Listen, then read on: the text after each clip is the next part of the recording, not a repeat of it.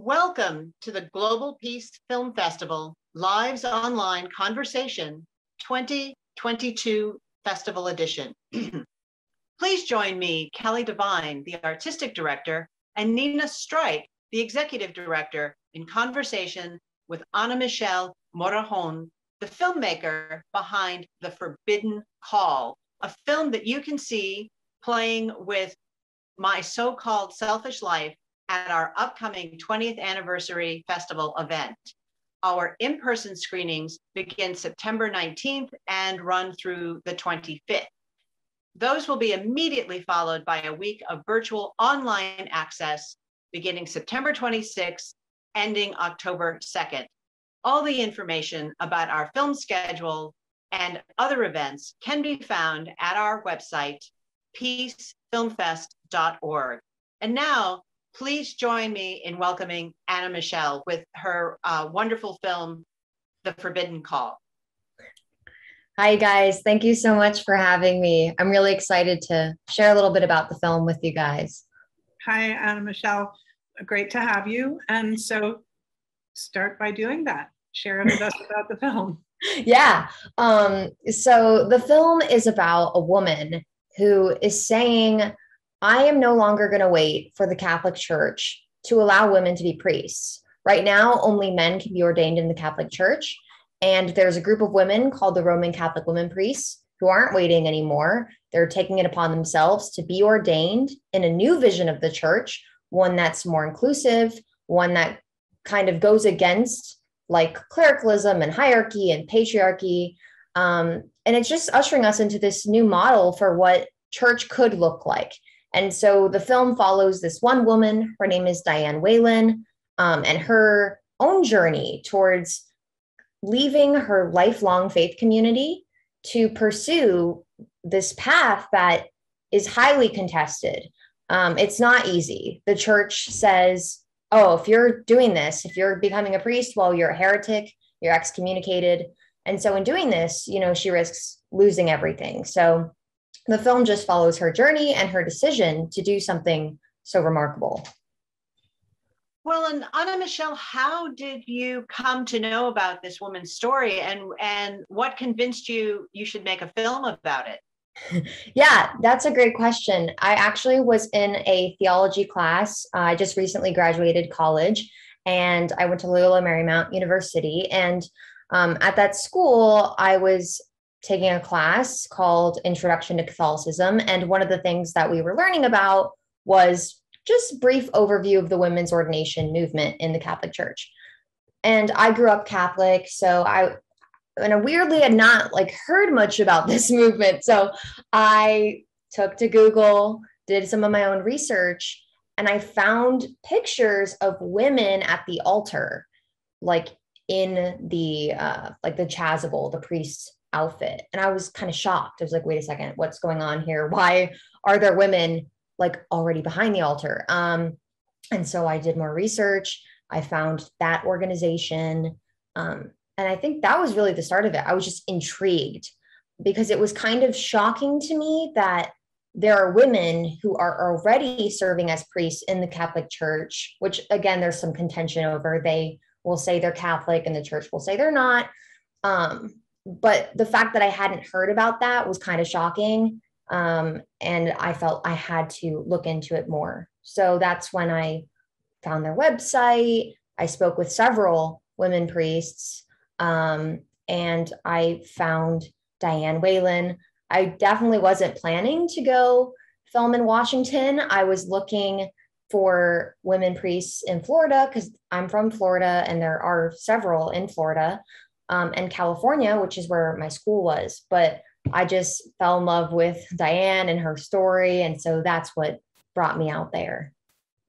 Well, for people who haven't yet seen the film, and I do recommend they seek it out, you can definitely see that you have a genuine rapport with Diane, how relaxed she is, and how fulsomely she explains herself, and her faith connection.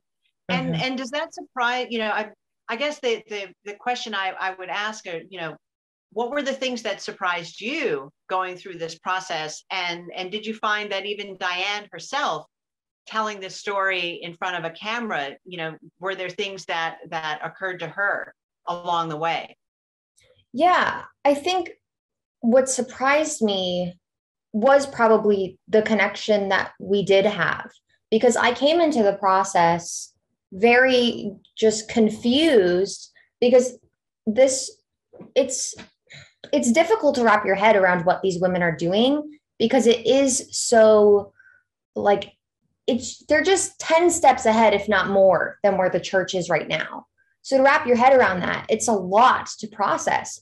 And so when I first started speaking with her, I just had a lot of questions and things I didn't understand. Like, okay, in the Catholic Church, priests can't marry, but you have a husband. Or in the Catholic Church, they're awfully against the LGBT community, but you're accepting. How does that work?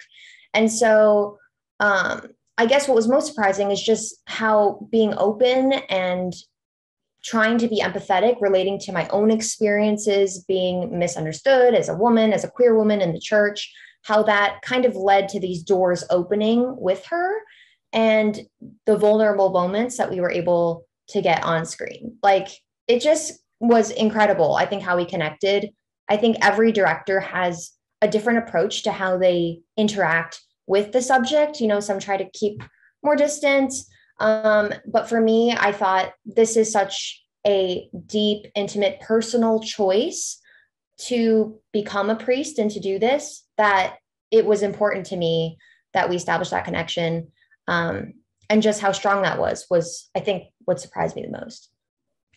Fascinating. It definitely, the curiosity and the genuineness of the connection definitely come through. Thank you. Yes, it's a lovely film. And one of the, reasons we were attracted to the film, participating in our festival, is that at the heart of our mission is for people to not just simply watch engaging and compelling films, but to take something back with them into their own personal lives or into their communities to make the world a more just and peaceful place. And so often it's showing people sometimes just a dialogue about, as you said, challenging habits and institutions, not in a disrespectful way, but in a way that really asks about those institutions and habits centering our humanity together. Mm-hmm. And I'd just be interested in hearing about what it is you plan to do with the film, beyond having people see it and engage with Diane's journey.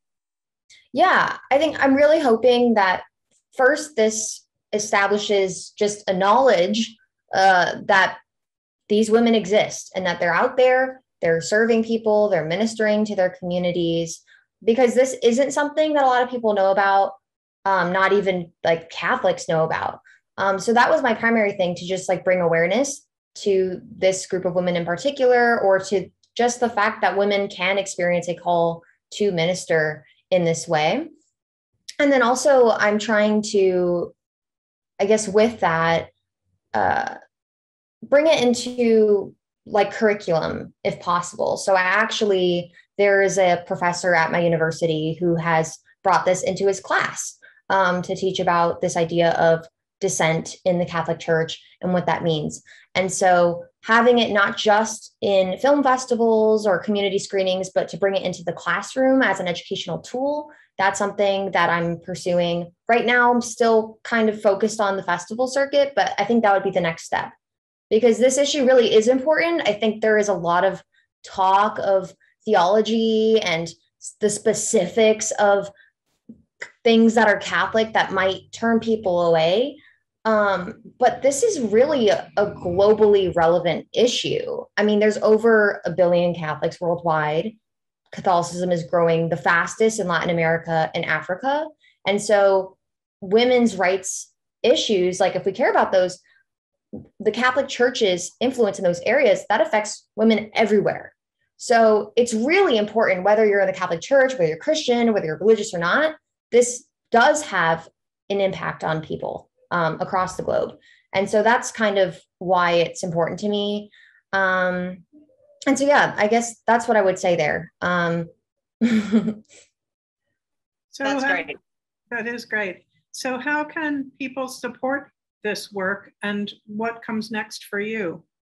Yeah, great question. I think to support the work, I would say you could look into the organizations, specifically the one that I feature in the film, which is called Roman Catholic Woman Priests.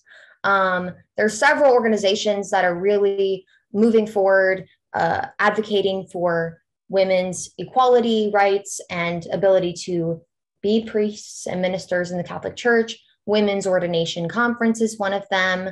And if there is anyone who is Catholic or, is looking for faith community, they have women who are in these communities across the United States. So you can search, based on where you're living, if there is a woman priest near you, and actually join one of those communities yourself.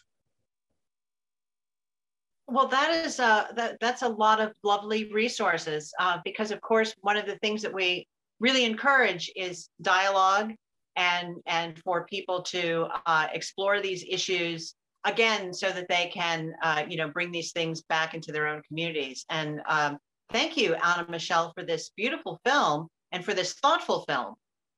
Great, thank you. And thank you all for watching today's Glow.